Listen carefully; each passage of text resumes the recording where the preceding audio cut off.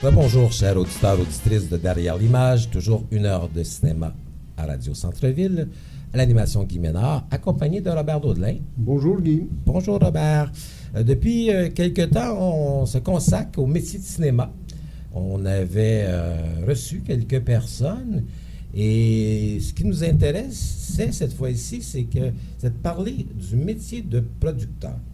Bien que la majorité des gens consomment sur une base régulière de nombreux films et séries, on constate que le métier de producteur est peut-être le métier le plus nébuleux du cinéma. Au-delà de l'aspect financier, peu de gens savent ce que les producteurs de cinéma font vraiment lors du développement, du tournage, du montage et de la préparation. Et pour ce faire, nous recevons Gabriel Touga-Fréchette de Voyelle Film. Oui. Bonjour, Gabriel. Bonjour. Bonjour, Gabriel. Bonjour. Comment on arrive à devenir productrice de films? C'est une très bonne question. En commençant, je me rappelle même pas moi-même m'être dit « Ah, je vais devenir productrice ». C'est arrivé un peu comme ça. Comment on le devient? C'est un métier d'expérience multiple, j'ai envie de dire. Fait que je le deviens encore chaque jour, dans le sens que c'est un apprentissage constant. Les projets sont tous différents. Il y a toujours des nouvelles règles, des nouveaux... Il y a beaucoup de nouveautés autour de nous auxquelles il faut s'adapter. Voilà. Je sais pas si ça répond bien, mais c'est ça, c'est nébuleux jusqu'au bout. C'est un métier, dans le cas du Québec, qui a évolué bizarrement. C'était au départ, être producteur, on s'improvisait producteur. Je veux dire, les premiers producteurs, ça a tous été des cinéastes qui ont mis le chapeau de producteur pour les besoins d'un film. Puis après ça, ils redevenaient réalisateurs. Oui. C'est un métier qui était mal défini au départ. Maintenant, c'est plus un professionnel qui a un rôle assez précis. C'est pas juste le méchant de l'affaire, comme la caricature le voudrait. Oui, c'est ça. Le méchant riche de l'affaire. Oui. Non, c'est plus ça, effectivement. Mais même, c'est ça, il y a même je pense qu'il y a un programme à l'UQAM, entre autres, qui existe, stratégie de production. Je le sais parce que moi, j'étais plus aux études au moment où le bac a pris forme, mais j'ai reçu des stagiaires de ce bac-là. Fait que il y avait des cours qui apprenaient le métier de producteur. Donc, c'est ça. Mais ça peut quand même s'improviser. Hein? Je connais plein de monde qui s'autoproduisent. L'INIS aussi. L'INIS, effectivement. Oui, des courtes ou longues formations. Dans le cas de Voyelle Film, ce qui est intéressant, c'est que votre mission, c'est de travailler avec de jeunes créateurs. Ou en fait avec des créateurs émergents ou des créateurs qui ont déjà une certaine expérience, mais qui osent proposer des nouvelles images. Est-ce que c'est plus difficile à ce moment-là de réussir à financer ces films-là? Comment on fait pour les accompagner? Parce qu'on sait que le travail de création est mis en avant-plan, alors que vous arrivez, vous, avec vos budgets. Donc, l'alchimie entre le respect des états financiers et la création, comment ça se...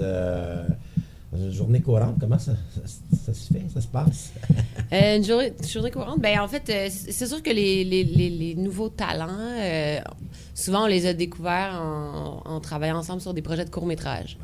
La plupart des longs-métrages que j'ai produits, c'était toujours ou à peu près des cinéastes avec qui j'avais travaillé dans le passé, sur des plus petits projets. Évidemment, on a nos affinités avec ces gens-là déjà. On sait qu'on aime leur travail, leur façon de faire et évidemment leur vision puis leur audace. Je pense que chez Voyelle, on travaille aussi maintenant. Évidemment, on vieillit, nous aussi. Je dis nous, là, parce qu'à l'époque, on était Ménaïque Raoul et moi. Maintenant, je suis avec Guillaume Vasseur. On fait tout à deux.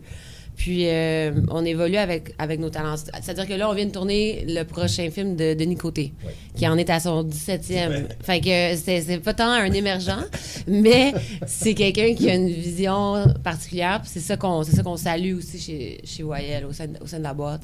C'est vraiment d'aller au-delà au-delà de la forme, puis de se commettre à des projets mais c'est plus... déjà, votre portefeuille est imposant. Je veux dire, 2009, c'est relativement récent. Mhm. Et je pense qu'il y a 7 longs métrages, puis plus d'une vingtaine de courts métrages. Et comme tu le signales, effectivement, on retrouve dans les courts métrages des noms qui sont devenus des longs métrages par la suite. Mais comment ça se fait, le choix du projet? Comment est-ce que vous arrivez à dire oui, Lagarde, il est prêt pour un long métrage? Lagarde, il est toujours prêt pour un long métrage. C'est le monde qui est pas prêt pour lui. Mauvais exemple. Non, mais oui, c'est un drôle d'exemple. On tourne le prochain film de Yann Lagarde à l'hiver, enfin. On est souvent en attente. Fait que c'est sûr que le choix est d'autant plus judicieux parce que on veut pas faire attendre des créateurs, les faire bencher en bon français.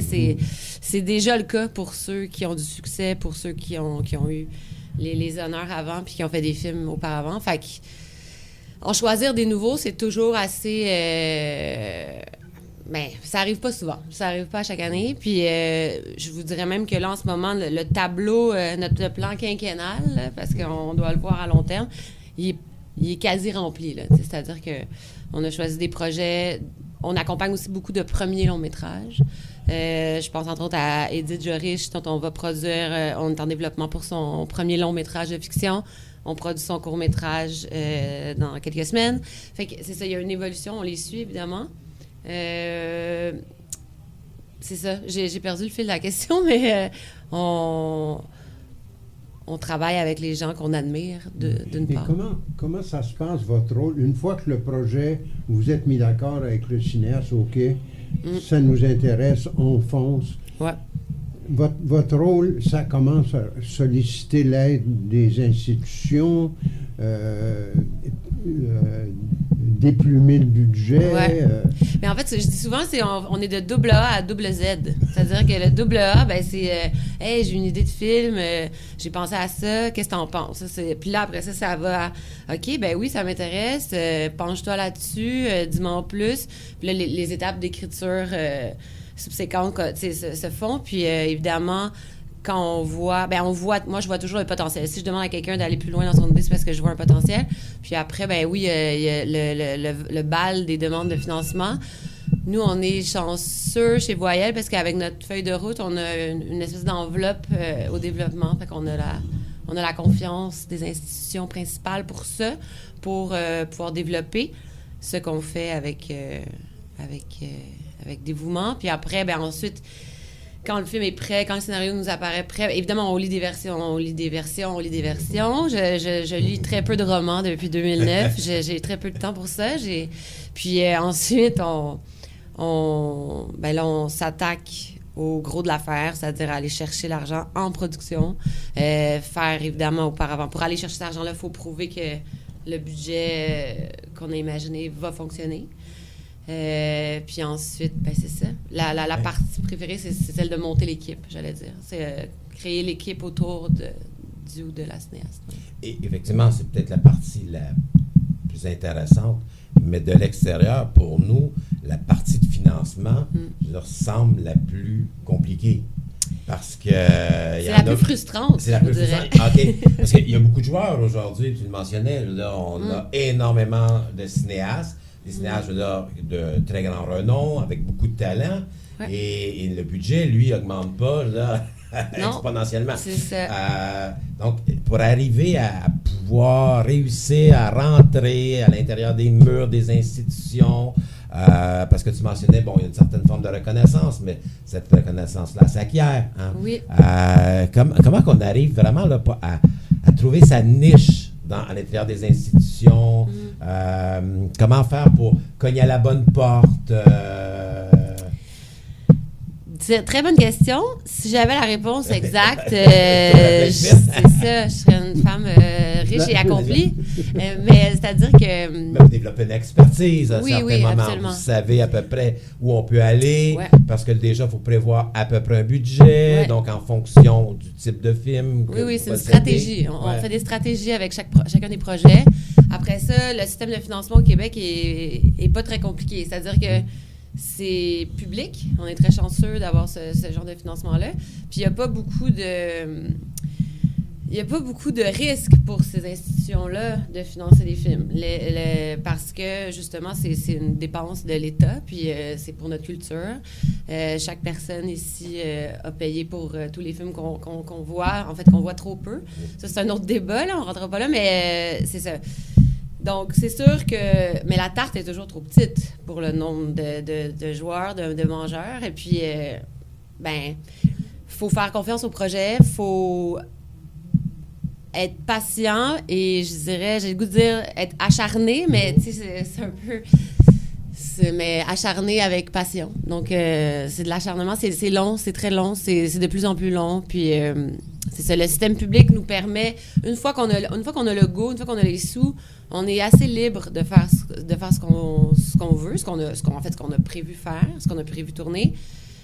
Contrairement, par exemple, à un système qui serait privé, avec des grands studios qui s'attendent à telle affaire, qui peuvent en tout temps arriver, puis ça va demander de changer ton actrice, tout comme changer la fin de ton film carrément. Il y a cette liberté-là qui est acquise ici, puis qui est vraiment douce, puis c'est le fun de travailler ainsi.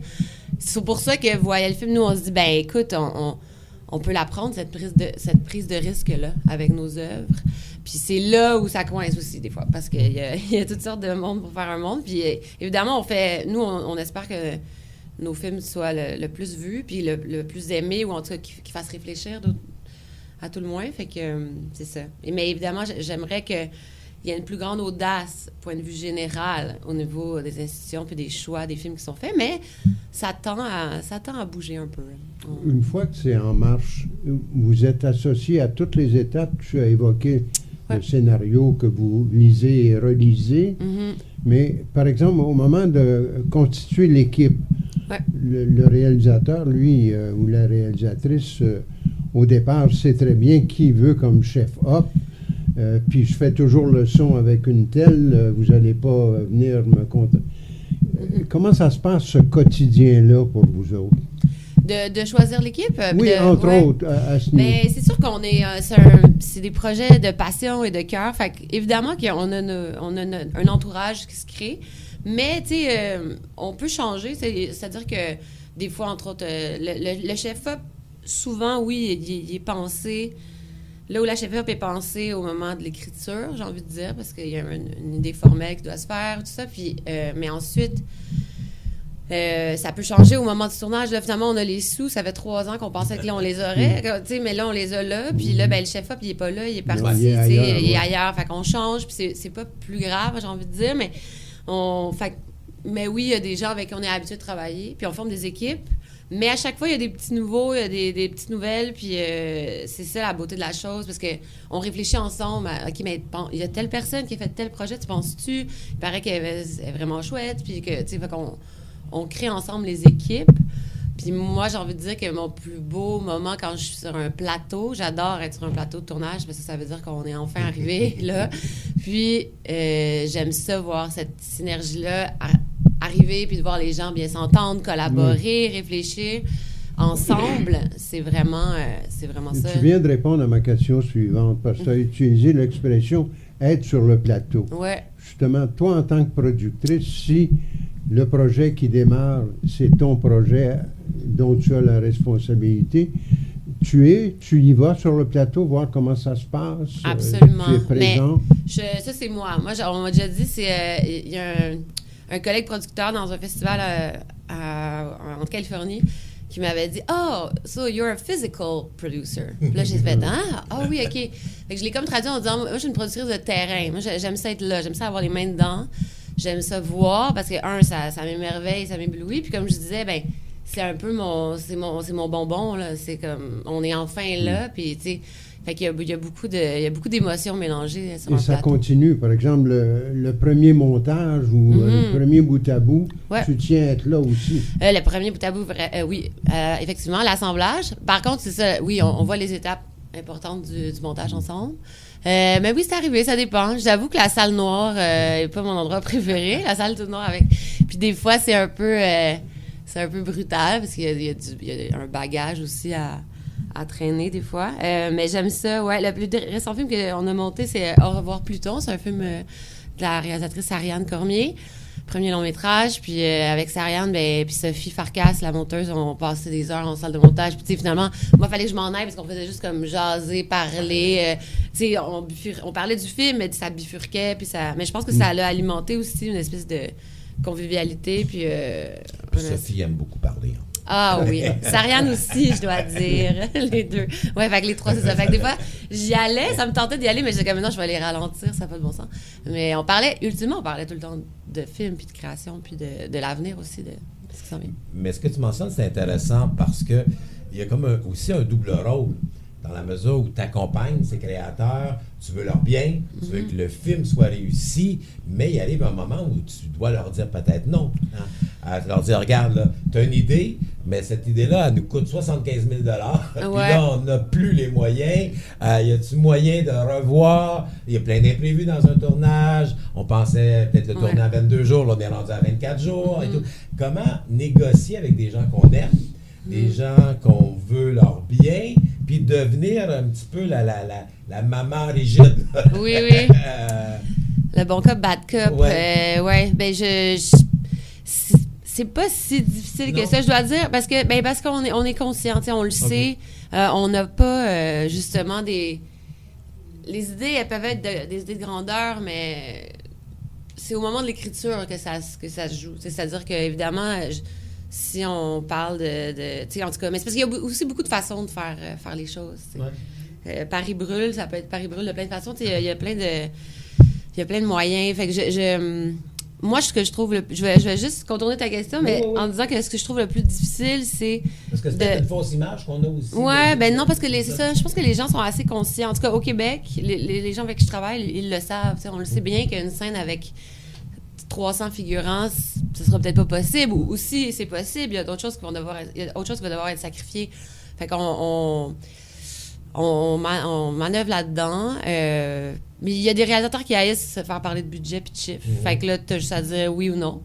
Puis on garde ça simple. Puis après ça, il y en a qui veulent vraiment savoir. Nous, on est très transparents. Si tu veux voir le budget, je te le montre. Il n'y a pas de problème. Fait que je pense que avec cette transparence-là, le travail devient moins difficile parce que je peux pas inventer l'argent, malheureusement. Puis faire une scène de char qui brûle, ça coûte cher. Puis tout le monde le sait. Dans le sens, fait que c'est ça. Ce que je trouve difficile, c'est justement les refus, tu sais, comme quand les autres n'ont pas vu ce que... Tu sais, quand un refus d'une institution, qu'il faut attendre 1 an avant de redéposer le projet, un refus de grands festivals qui ont failli prendre le film, mais finalement, ils l'ont pas pris. Tu sais, ça, c'est des annonces vraiment pas le fun. C'est ce que j'aime le moins, parce que justement, encore là, souvent, je parle à un ami ou une amie à ce moment-là, fait que ça devient compliqué puis c'est difficile. Gabrielle, tu évoques les festivals. Ouais. Quand le film est terminé, dans bien des cas, vous avez déjà un distributeur dans le cas d'un long métrage, mais c'est vous qui le trouvez, le distributeur. Absolument. Puis c'est vous qui courez après les festivals aussi pour les films que vous avez produits. C'est-à-dire que les distributeurs qu'on a sont... il y a des distributeurs canadiens. C'est arrivé sur quelques projets qu'on avait des agents de vente ou des distributeurs à l'international. Fait que pour tout ce qui est festival canadien, ça, c'est avec notre distributeur canadien. C'est nous qui va le trouver, oui, mais en même temps, on n'a pas une très grande palette au Québec. En fait, tous ceux qui sont là sont fort occupés, puis ils ont tous les films avec eux, mais on essaie de trouver le meilleur fit aussi avec chaque projet. C'est pas toujours le même distributeur qui va être le bon match. Puis ensuite, avec l'agent de vente international, souvent, c'est lui qui va on va faire une stratégie ensemble, puis aller cogner aux plus grandes portes au début, puis après ça, les catégories A, catégorie B, catégorie C, c'est ça. On fait une stratégie avec eux, mais quand il n'y en a pas, parce que des premiers longs métrages, c'est dur des fois d'aller accrocher un agent. Fait que c'est un peu l'œuf ou la poule. C'est-à-dire que si le film, par exemple, est sélectionné... je vais dire, au TIFF, mettons, au Canada, là, souvent, tu reçois des petits emails à gauche, à droite. « Ah, j'ai vu votre film, je serais intéressée à en parler plus longuement. » Fait que là, c'est ça. Fait que là, une fois que le film a été pris dans un festival d'envergure, c'est beaucoup plus facile d'aller chercher un agent de vente qui, là, après, qui fait la... Suite, exactement. Fait que c'est toujours ça un peu. Fait que souvent, nous, on s'occupe de... C'est ça, d'aller... On a tout le temps une stratégie, ça commence toujours par les plus gros. Là. Donc, oui. Cannes, Carnot, Venise, Berlin, Toronto, c'est ça, Rotterdam. Il y a toute cette zone-là. Puis si ça n'a pas fonctionné, ben c'est pas plus grave parce qu'il y a toute une autre vague aussi. Mais ça nous aide aussi à faire un calendrier. Ouais. Mais le rapport que vous avez avec la distribution, est-ce que vous leur imposez certains éléments? Parce qu'on sait à quel point que c'est difficile pour certains films de trouver un public. Puis on en parle beaucoup ici, puis on le voit. Hein, des fois, il y a 4 films québécois qui prennent l'affiche au même moment. Parfois, il y a un mois, il n'y a rien.